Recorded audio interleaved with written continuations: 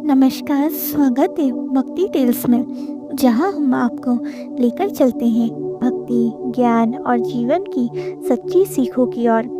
आज की कहानी है कबीर दास जी की दोहों में छुपा वो अनमोल संदेश जिसने सदियों से लोगों का जीवन बदल दिया है।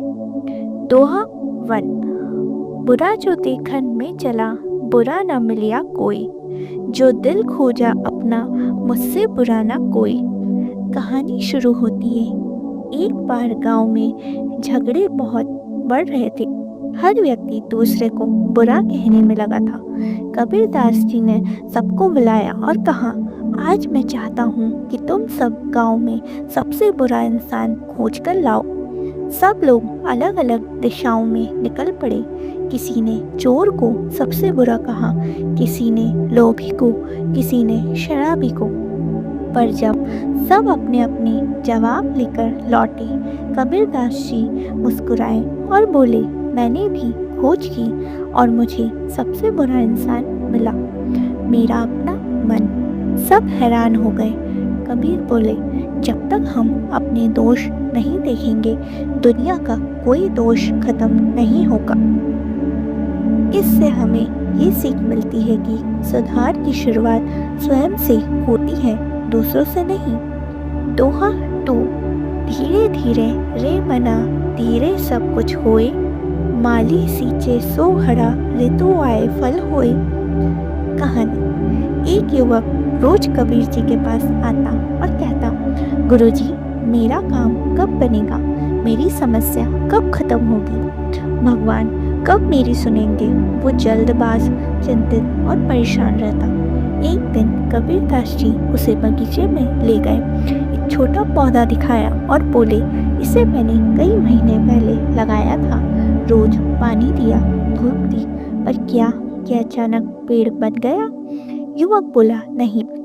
कबीर मुस्कुराए, क्योंकि हर चीज का अपना समय होता है। जीवन भी इसी नियम से चलता है।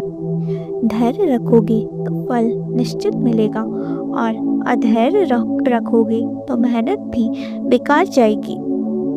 इससे हमें ये सीख मिलती है कि समय से पहले कुछ नहीं मिलता और समय आने पर सब मिलता है। दोहा 3। साई इतना दीजिए, जामे कुटुंब समाए, मैं भी भूखा ना रहूं, साधु न भूखा जाए। आइए अब हम कहानी के माध्यम से जानते हैं। कबीर दास जी हमेशा संतोष की बात करते थे। एक बार एक धनी व्यापारी उनके पास गया और बोला, गुरुजी, मुझे जीवन में कितना धन रखना चाहिए? कबीर जी उसे अपने झोपड़े में ले गए। वहाँ बस एक चटाई, एक घड़ा और एक दीपक था।